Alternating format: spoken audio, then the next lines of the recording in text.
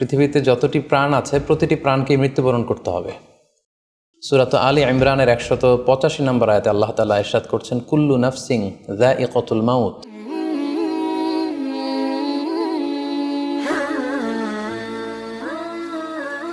আসসালামু আলাইকুম ওয়া রাহমাতুল্লাহি ওয়া বারাকাতুহু। নাহমাদুহু ওয়া নুসাল্লি আলা রাসূলিহিল কারীম। আম্মা বা'দু ফাআউযু বিল্লাহি মিনাশ শাইতানির রাজীম। বিসমিল্লাহির রহমানির রহিম। আব্দুল্লাহ নামে এক ভাই প্রশ্ন করেছেন, বাথরুমে গিয়ে অনেকে মৃত্যুবরণ করেন। বাথরুমে মৃত্যু কি ভালো না মন্দ জানতে চাই। প্রিয় ভাই আব্দুল্লাহ, আপনার এই প্রশ্নের উত্তরে বলবো যে পৃথিবীতে যতটি প্রাণ আছে প্রতিটি প্রাণকে মৃত্যুবরণ করতে হবে।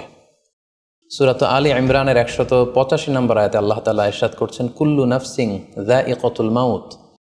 অর্থাৎ প্রতিটি আত্মাকে মৃত্যুর স্বাদ আস্বাদন করতে হবে। আমরা পৃথিবীতে যারাই এসেছি আবার এই পৃথিবী থেকে বিদায় নিতে হবে, আমাদেরকে মৃত্যুবরণ করতে হবে। এটা হচ্ছে চিরসত্য বা মহাসত্য, এবং এই চিরসত্যটি কম বেশি আমরা সবাই জানি।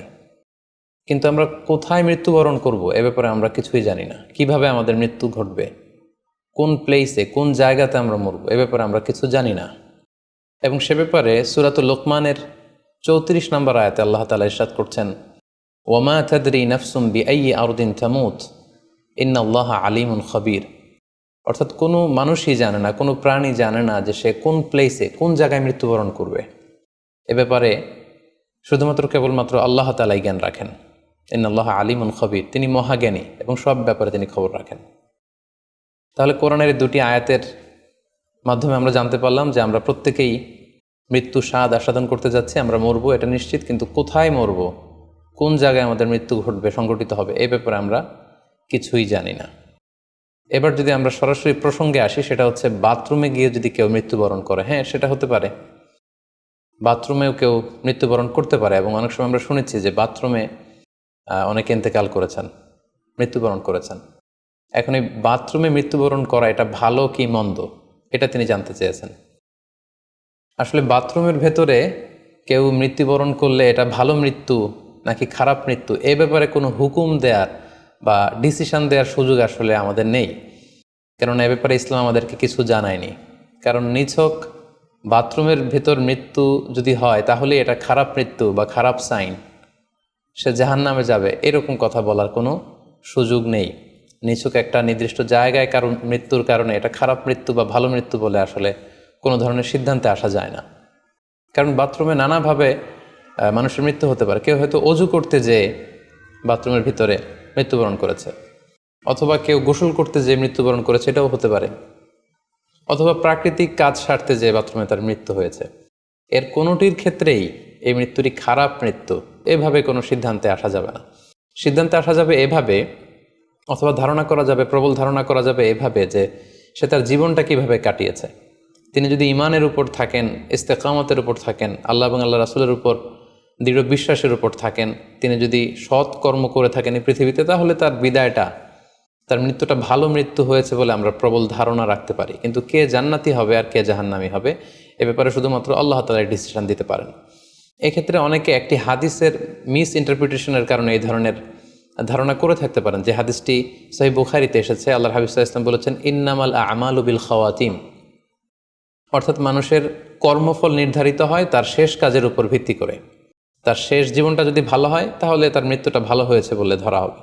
এই হাদিসের মিস ইন্টারপ্রিটেশনের কারণে অনেকে হয়তো ধারণা করতে পারেন যে বাথরুমের ভেতরে কারো মৃত্যু ঘটলেই সেটা খারাপ মৃত্যু। আসলে ব্যাপারটি এমন নয়।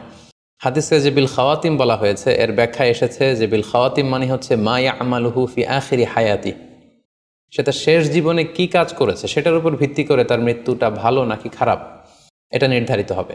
অনেকের এমন হতে পারে যে জীবনের শুরুতে তিনি ইসলামকে মানতেন না, আল্লাহকে বিশ্বাস করতেন না, কিন্তু শেষ জীবনে এসে তিনি বিশ্বাসী হয়েছেন, তিনি সৎকর্ম করেছেন এবং সেটার উপর অটল থেকেই তার মৃত্যু হয়েছে। সেক্ষেত্রে আমরা প্রবল ধারণা করতে পারি এবং আশা করতে পারি যে তার মৃত্যুটা ভালো হয়েছে। কিন্তু নিছক বাথরুমের ভেতরে যদি কারো মৃত্যু ঘটে, এই কারণে এটা ভালো মৃত্যু নাকি খারাপ মৃত্যু সেই সিদ্ধান্তে আসা যাবে না। তবে কোরআন সুন্নাহ আমাদেরকে কিছু আলামত বা সাইন দিয়েছে। এই সাইন বা নিদর্শনগুলো খেয়াল করে আমরা বুঝতে পারি যে কারণ মৃত্যুটা ভালো মৃত্যু হয়েছে নাকি খারাপ মৃত্যু হয়েছে। সেক্ষেত্রে শুরুতে আমরা আলামাতু সুইল খাতিমা, কারো মৃত্যুটা খারাপ কিনা বা মন্দ মৃত্যু বা মন্দ বিদায় কিনা সেটা আমরা শুরুতে শুনবো। সেক্ষেত্রে আমরা যদি কোরআন সুন্নাহর দিকে তাকাই তাহলে দেখব যে কোরআন সুন্নাহ আমাদেরকে জানিয়েছে কেউ যদি আত্মহত্যা করে মৃত্যুবরণ করে তাহলে এটা আমরা বলতে পারি যে এটা একটা খারাপ মৃত্যু ছিল। কারণ আল্লাহ রাসূল সাল্লাল্লাহু আলাইহি ওয়াসাল্লাম ইরশাদ করেছেন, সহিহ বুখারীতে এসেছে, মান কতালা নাফসাহু বিশাইইন উযযিবা বিহি ইয়াউমাল কিয়ামাহ। যে ব্যক্তি তার নিজেকে যেই জিনিস দিয়ে আত্মহনন করবে বা আত্মহত্যা করবে, কিয়ামতের দিন তাকে সেই শাস্তি দেওয়া হবে। লেটসে কেউ যদি ছুরি দিয়ে স্ট্যাবিং করে তার প্রাণ হনন করে, জাহান্নামে সে কেবল জাহান্নামের ছুরি দিয়ে নিজের পেটের ভেতরে এরকম ছুরিকাঘাত করতেই থাকবে, এটাই হবে তার শাস্তি। কেউ যদি বিষ পানের মধ্য দিয়ে সুইসাইড করে তাহলে জাহান্নামে তার শাস্তি হবে জাহান্নামের বিষ খেয়ে খেয়ে সেই কষ্ট বা শাস্তি ভোগ করবে। কেউ যদি গলায় দড়ি দিয়ে বা ওড়না পেঁচিয়ে গলায় ফাঁস লাগিয়ে সুইসাইড করে তাহলে আল্লাহ রাসূল সাল্লাল্লাহু আলাইহি ওয়াসাল্লামের হাদিস অনুযায়ী জাহান্নামে সে গলাতে শুধু ফাঁস লাগাতেই থাকবে। তাহলে আল ইন্তিহার মানে সুইসাইড, আত্মহত্যা করে যদি কেউ মারা যায় সেক্ষেত্রে আমরা বলতে পারি যে এটি খারাপ মৃত্যু ছিল, মৃত্যুটি ভালো ছিল না। তাছাড়া কোনো ব্যক্তি যদি কবিরা গুনাহ সম্পাদন করা অবস্থায় ইন্তেকাল করে, লেটসে কেউ মদ পান করা অবস্থায় তার মৃত্যু ঘটেছে, কিংবা ব্যভিচার করা অবস্থায় তার মৃত্যু ঘটেছে, কিংবা কারো উপর সে জুলুম বা অত্যাচার করছিল, এরকম বড় কোনো কবিরা গুনাহ সম্পাদন করা অবস্থায় যদি কারো মৃত্যু ঘটে যায় সেক্ষেত্রে বলা যেতে পারে যে মৃত্যুটি খারাপ ছিল। পাশাপাশি বাবা মা যদি কোনো ভ্যালিড কারণে সন্তানের অন্যায়ের কারণে সন্তানের প্রতি রেগে থাকেন এবং ওই অবস্থায় যদি সন্তানের মৃত্যু ঘটে তাহলে এটি একটি খারাপ মৃত্যু ছিল বলে ধারণা করা যেতে পারে। এবং স্বামী যদি তার স্ত্রীর প্রতি রেগে থাকে কোনো স্ত্রীর অন্যায়ের কারণে এবং সেই অবস্থায় যদি স্ত্রীর মৃত্যু ঘটে তাহলে এই মৃত্যুটি মন্দ মৃত্যু বা খারাপ বিদায় ছিল বলে আমরা ধারণা করতে পারি। সবশেষে বলবো যে কোনো ব্যক্তির মৃত্যুতে যদি গোটা মুসলিম উম্মাহ, মুসলিম কমিউনিটি আনন্দ প্রকাশ করে, উল্লাস করে, এটাও ওই ব্যক্তির খারাপ মৃত্যু ছিল বলে ধরে নেওয়া হবে। কারণ সবাই তার অন্যায় থেকে, অত্যাচার থেকে, তার অনিষ্ট থেকে বাঁচার জন্য চাচ্ছিল, তার হাফ ছেড়ে বেঁচেছে। সো মুসলিম উম্মাহ যদি, গোটা মুসলিম উম্মার ভালো লোকরা যদি কারোর মৃত্যুতে আনন্দ প্রকাশ করে তাহলে তার মৃত্যুটা খারাপ মৃত্যু ছিল বলে ধরে নেওয়া যাবে। এই সমস্ত আলামতগুলো যদি আমরা খেয়াল করি, এগুলোর ভিত্তিতে বলা যেতে পারে যে তার মৃত্যুটা মন্দ ছিল, তার বিদায়টা খারাপ ছিল। এবার আমরা যদি হুসনুল খাতিমা অর্থাৎ ভালো বিদায়, কোনো ব্যক্তি যখন আমাদের থেকে বিদায় নিল, মৃত্যুবরণ করলো, তখন আমরা কিভাবে বুঝবো যে বিদায়টা ভালো ছিল এবং এই লোকটা আশা করি যে জান্নাতি হবে, এটা আমরা কিভাবে বুঝবো? প্রথমত বোঝার মাধ্যম হচ্ছে আন-নুতকু বিশ-শাহাদাতি ইনদাল মাউত। মৃত্যুর সময় যদি কেউ আল্লাহর জিকির করা অবস্থায়, আল্লাহকে স্মরণ করা অবস্থায় কিংবা শাহাদাত বাণী পাঠ করে যদি মৃত্যুবরণ করতে পারে তাহলে আশা করা যায় যে এই মৃত্যুটা খুব ভালো মৃত্যু হয়েছে। কারণ আল্লাহ রাসূল সাল্লাল্লাহু আলাইহি ওয়াসাল্লাম সুনানে আবু দাউদের এক বর্ণনায় ইরশাদ করেছেন, মান কানা আখিরু কালামিহি লা ইলাহা ইল্লাল্লাহ, যে ব্যক্তির শেষ বাক্য হবে লা ইলাহা ইল্লাল্লাহ এবং এই কালিমাতুত তাইয়্যিবা, এটা পরে যদি কেউ শেষ নিঃশ্বাস ত্যাগ করতে পারে তাহলে সে জান্নাতে প্রবেশ করবে বলে আল্লাহ রাসূল সাল্লাল্লাহু আলাইহি ওয়াসাল্লাম আমাদেরকে সুসংবাদ দিয়েছেন। তাহলে মৃত্যুর আগে কালিমা পরে মরতে পারা এটা একটা সৌভাগ্যের বিষয় এবং এটা একটা ভালো সাইন। পাশাপাশি বিশ্বাসী ব্যক্তিরা, ইমানদাররা যখন মৃত্যুবরণ করে তখন তাদের কপাল ঘেমে যায়, অর্থাৎ মৃত্যুর পরে মৃত ব্যক্তির কপালে হাত দিয়ে যদি আমরা দেখতে পাই যে কপাল ঘেমে আছে, সোয়েটিং, প্রচণ্ড ঘামছে, এটা দেখেও আন্দাজ করা যেতে পারে বা ধারণা করা যেতে পারে যে মৃত্যুটা ভালো হয়েছে। কেননা সুনানে তিরমিজির বর্ণনায় আল্লাহ রাসূল সাল্লাল্লাহু আলাইহি ওয়াসাল্লাম ইরশাদ করেছেন, আল মুমিনু ইয়ামুতু বিআরাকিল জাবিন, বিশ্বাসীরা যখন মারা যায় তখন তাদের কপাল ঘেমে যায়। সো অনেক আল্লাহওয়ালা ভালো মানুষের মৃত্যুর পরে আমরা এটা দেখেছি বা শুনেছি যে ইন্তেকালের পরে তাদের কপাল ঘেমেছিল এবং সেটা দেখে কিন্তু বোঝা যাবে যে মৃত্যুটা ভালো ছিল। পাশাপাশি জুমার রাতে যদি কেউ ইন্তেকাল করে, বৃহস্পতিবার দিবাগত রাতে, নিঃসন্দেহে সেক্ষেত্রে লোকটার ইমানদার হতে হবে, সৎ ব্যক্তি হতে হবে। সেক্ষেত্রে এটা একটা ভ্যালিউ অ্যাড করবে যে জুমার রাতে সে ইন্তেকাল করেছিল। রমাদান মাসে যদি কেউ ইন্তেকাল করে এটা একটা খুশনসিব তার জন্য। পাশাপাশি হজের সফরে যদি কেউ, হজের যে দীর্ঘ সফর, এই সফরে যদি কেউ ইন্তেকাল করে এটা একটা ভালো মৃত্যু বলে ধর্তব্য হবে। পাশাপাশি কেউ যদি জেহাদের ময়দানে শহীদ হওয়ার সৌভাগ্য লাভ করে, নিঃসন্দেহে এটা সবচেয়ে শ্রেষ্ঠ মৃত্যু। আল্লাহ তাআলার কাছে সবচাইতে শ্রেষ্ঠ মৃত্যু হচ্ছে শাহাদাতের মৃত্যু, এবং শহীদের দেহ থেকে গড়ে গড়ে পড়া, মাটিতে পড়া যে রক্তের ফোঁটা, এই ফোঁটাটা আল্লাহ তাআলার কাছে খুব প্রিয়।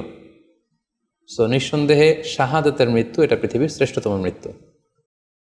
এবং সৎ কাজ করা অবস্থায়, কোনো আমলে সলেহ ভালো কাজ করা অবস্থায় যদি কারো মৃত্যু ঘটে, লেটস সে কেউ তেলাওয়াত করছিল, হি ওয়াজ রিসাইটিং দ্য হোলি কোরআন, ওই অবস্থায় তার মৃত্যু হয়েছে, কিংবা রোজা মুখে ছিল, সে অবস্থায় তার মৃত্যু হয়েছে, অথবা সেজদায় পড়েছিল, সেজদারত অবস্থায় তার মৃত্যু ঘটেছে। এগুলো হুসনুল খাতিমা, অর্থাৎ ভালো বিদায় বা ভালো মৃত্যুর আলামত।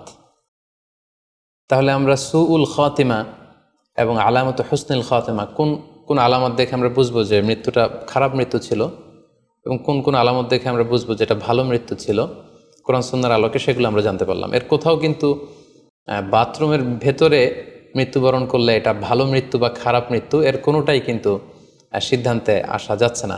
সেক্ষেত্রে সেই ব্যক্তি তার শেষ জীবনে কেমন আমল করেছে, তিনি কি ইমানদার অবস্থায় ছিলেন, তিনি কি সৎকর্ম করেছেন, তিনি কি সালাত আদায় করতেন কিনা, এগুলোর উপর ভিত্তি করে তার মৃত্যুটা ভালো মৃত্যু বা খারাপ মৃত্যু সেটা আমরা বলতে পারবো। কিন্তু নিছক কেবল বাথরুমের ভেতরে কারো মৃত্যু হলেই সেটা মন্দ মৃত্যু, খারাপ মৃত্যু, অপমৃত্যু, এরকম ধারণা করার কোনো সুযোগ নেই।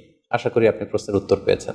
আল্লাহ তাআলা আমাদের সবাইকে ইসলামকে সঠিকভাবে বুঝার, জানার এবং সে অনুযায়ী মানার তৌফিক দান করুক। হাযা মা ইনদি ওয়াল ইলমু ইনদাল্লাহ আলাইহি তাওয়াক্কালতু ওয়া ইলাইহি উনীব। ওয়াসসালামু আলাইকুম ওয়া রাহমাতুল্লাহি ওয়া বারাকাতুহু।